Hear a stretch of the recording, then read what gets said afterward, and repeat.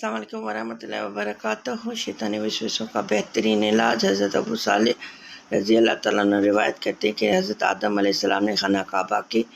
پر نالے کے نیچے 2 نفل نماز ادا فرمائی۔ پھر انہوں نے یہ دعا فرمائی: اعوذ باللہ من الشیطان الرجیم، بسم اللہ الرحمن الرحیم، اللہم رب کل شیء وخالق کل شیء ناصیۃ کل شیء بیدک، اسألک بجمیع محامدک علی جمیع نعمتک ان تلقنی احب کلامک الیک۔ پھر انہوں نے سر اٹھایا، پھر یہ دعا پڑھی: اسألک یا اللہ یا قریب الرقیب الحفیظ الرؤوف الرحیم، یا اللہ الحی الحلیم الغفور الرحیم، یا اللہ حی القیوم القائم علی کل نفس بما کسبت ان تضمنی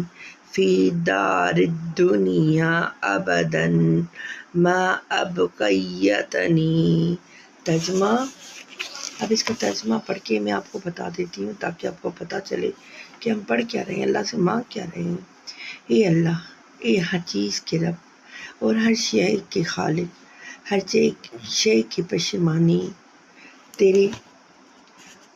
ہاتھ میں ہے۔ تیری نعمتوں پر تعریفوں کی تصدیق کر تیری حضور دوست سوال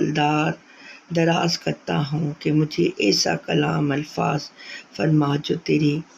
کلام کے نزدیک پسندیدہ ترین ہو۔ پھر انہوں نے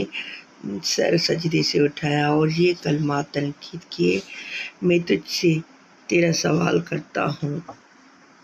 اے اللہ، رگ جان سے قریب، نگہبان،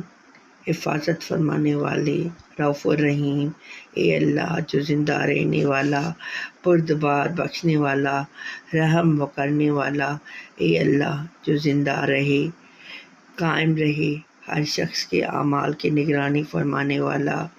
کہ تو مجھے دنیا کے اس گھر میں جب تک میں زندہ ہوں کہ ہمیشہ میری حفاظت فرما، آمین یا رب العالمین۔ تو اللہ تعالیٰ نے ارشاد فرمایا، آپ کی اولاد میں سے کوئی بھی یہ دعا مانگے تو مجھ پر حق ہے کہ اس کے شیطانی وسوسوں سے